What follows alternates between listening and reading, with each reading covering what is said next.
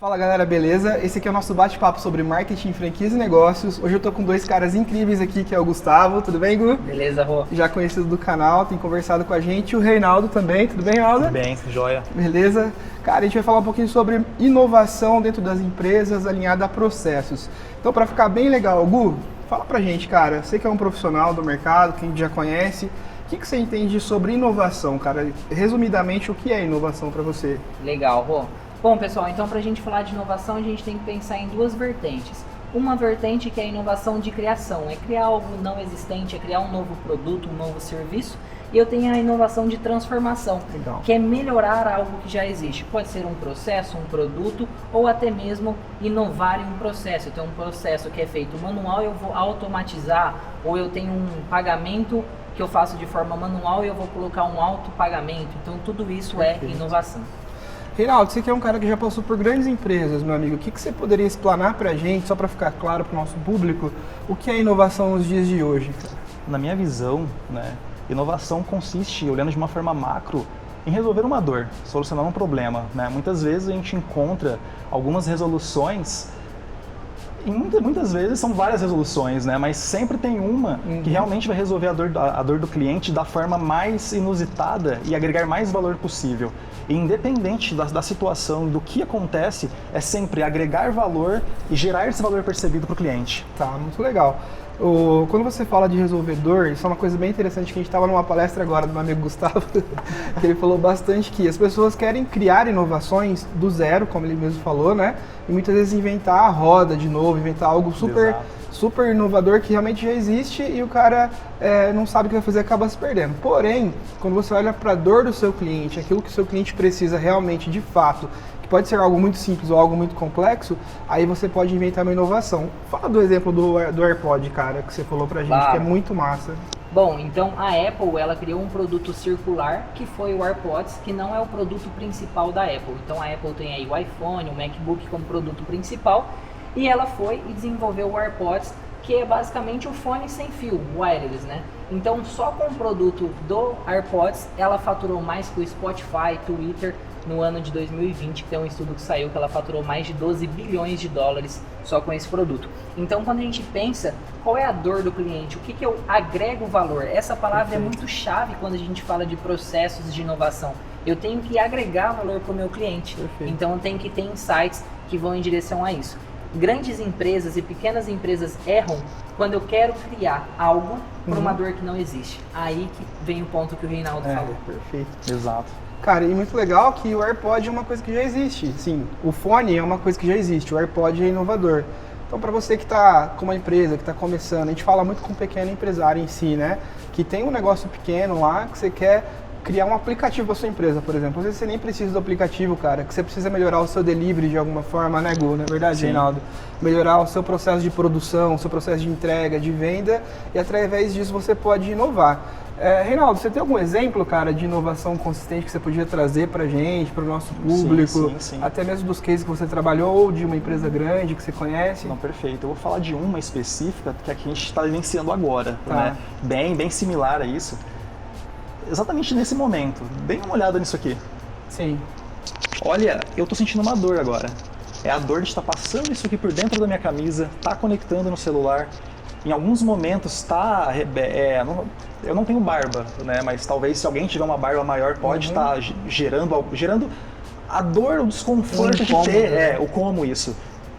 E por que não tirar esse cabo? Que vem a solução da dor do fone da Apple, que realmente trouxe a solução e gerou esse valor, para essa dor. Eu acho que um ponto legal é a Apple na Europa, fora do Brasil, a partir de 2024 ela não vai vender mais carregador iPhone com cabo. Os carregadores serão por indução, né? É uma das tendências. E, inclusive, uma coisa que eu achei fantástica é o iPhone 14 nos Estados Unidos ele já não tem mais entrada de chip. Os chips são somente virtuais. Então a gente vê que a inovação ela vem progredindo desde algo simples até algo mais complexo. Eu gosto muito de falar do simples. Aqui, cara, a gente estava agora participando de um evento que o Gustavo deu uma palestra e do nada a gente falou, cara, vamos gravar? E a gente está numa mesa com um tripé super barato que a gente comprou no AliExpress, na China, em algum lugar, com fones improvisados aqui. numa mesa simples e estamos fazendo algo com celular. A gente está gravando através do celular e tenho certeza que vai chegar em vários lugares. E cara, pensando novamente nesse pequeno empresário, nessa pessoa que está começando, que quer expandir o seu negócio, dá para começar simples, né, Gu? Dá, com certeza. Coisas que eu falo sobre processos: defina, mapeie e padronize. Faça o básico bem feito. Eu sempre falo que o arroz e feijão dá certo. Uma coisa que a gente fala é, quando a gente quer conquistar novos clientes, passar por fronteiras. Mas espera aí, será que você está conseguindo fidelizar os clientes que você já tem?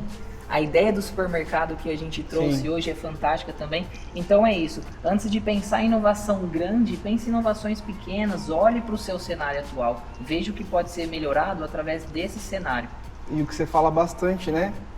Que é o humano dependente para o processo dependente. Isso. É essa Isso, frase, né? transformar processos humano-dependentes para processos dependentes. Isso é uma coisa que realmente agrega muito. A gente já falou sobre isso em outro conteúdo, acho que não vale a pena ficar batendo numa tecla tão redundante, mas é isso. E sobre metaverso, cara, sobre metaverso, aplicativo, tecnologia, inovações em si, a gente chegou a comentar ali, né, que tem muita empresa que realmente quer entrar no metaverso, mas nem sabe para quê, nem sabe o porquê disso, né? Por que está fazendo isso, na verdade?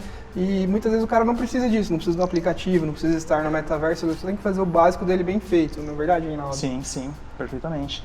Tem um ponto, né, que até é interessante abordar, a questão de entrar em dados, em informações. Né? Em dados. Legal. Primeiramente, né, para que eu consiga inovar, eu preciso ter um processo, eu preciso ter algo consistente. Muito bom. E um processo ele tem que ser mensurado. Né? Eu preciso realmente... Porque nada mais a inovação ela tem que gerar valor para o cliente e de certa forma tem que monetizar. Legal. E para eu conseguir isso, eu preciso de dados. Eu tenho processo, eu tenho dados que mensuram esse processo e com isso eu consigo ter insights. Qual canal eu entro? Aonde vai me trazer mais resultado? Aonde eu estou enxergando um resultado que a dor do meu cliente vai ser sanada? Legal. E com base nisso eu consigo direcionar uma solução aonde entra. Esse é um ponto muito importante. A gente sempre toma decisões baseadas em dados e fatos. E com certeza quando a gente analisa dado, a nossa decisão ela é muito mais assertiva. Sim. Legal. Tá. Gu, batendo papo mesmo assim, sem pressão, sem nada, cara, o que vocês acham de metaverso? Depois eu falo minha opinião. Bom, metaverso, para começar, o que é o metaverso, né? A gente está vendo tanto essa questão de imersão e tudo mais. Metaverso é a conexão, é a ligação entre mundo real e mundo virtual. Sim. A gente está falando, tem aí tênis sendo vendido no metaverso, tênis exclusivos para colocar no seu avatar e tudo mais. A Adidas está fazendo isso, né? A Adidas está colocando tênis exclusivos dentro do metaverso para o seu avatar usar. O que eu acho do metaverso? O metaverso já existe desde a década de 90. É que a gente vem conhecendo o metaverso agora. O metaverso tem no 2D e no 3D. Ou vem taxando isso como metaverso a partir de agora, né? Isso, vem taxando. E aí a gente sabe que tem coisas que ficam como modinha e aí as coisas pegam, né?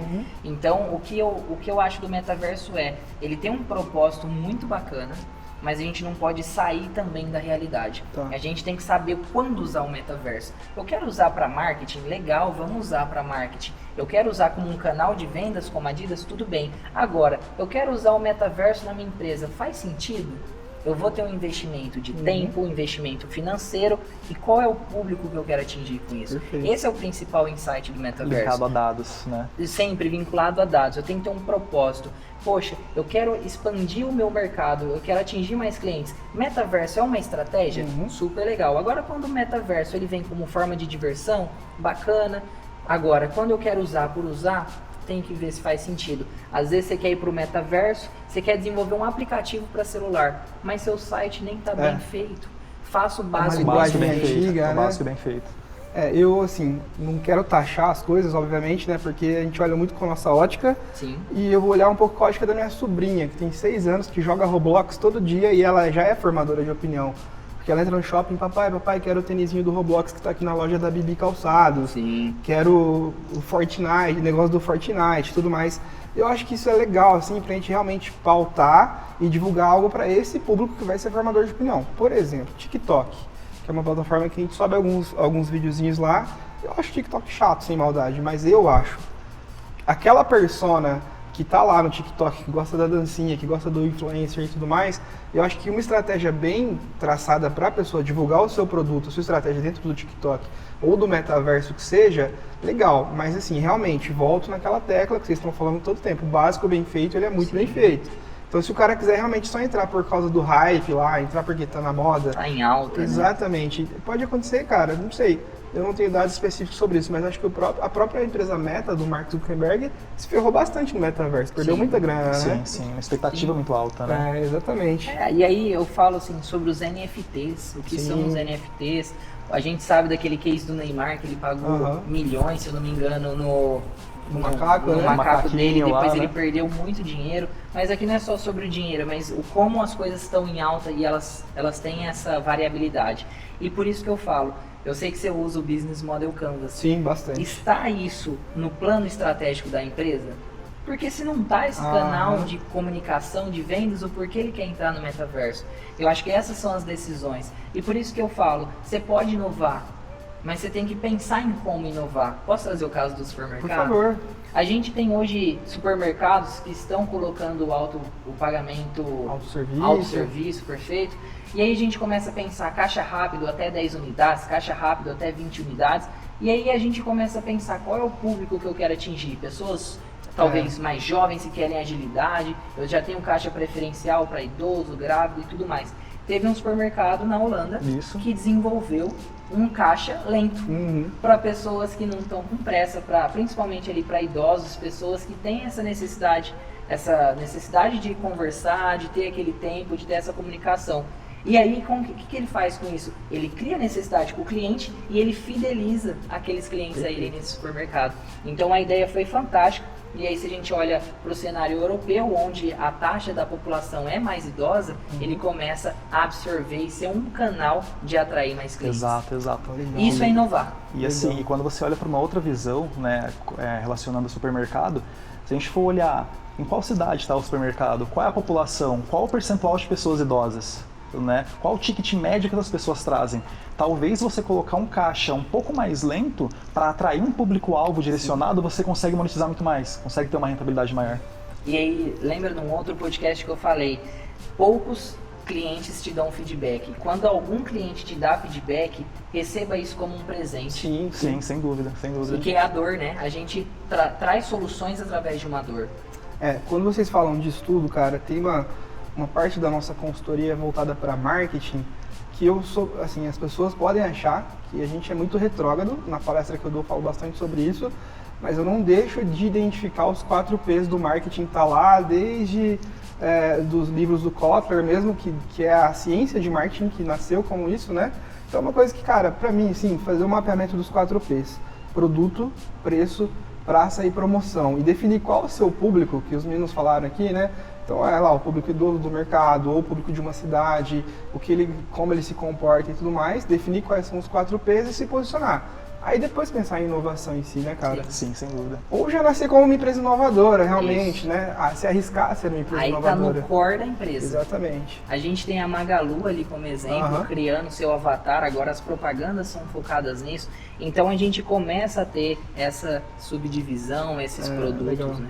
E, cara, a Magalu, ela é um braço do Magazine Luiza, né? É o Magazine Luiza em si, né? Sim. Que eu me lembro que começou com loja física, depois lá nos anos 2000, 2001, criaram lojas virtuais, não era lojas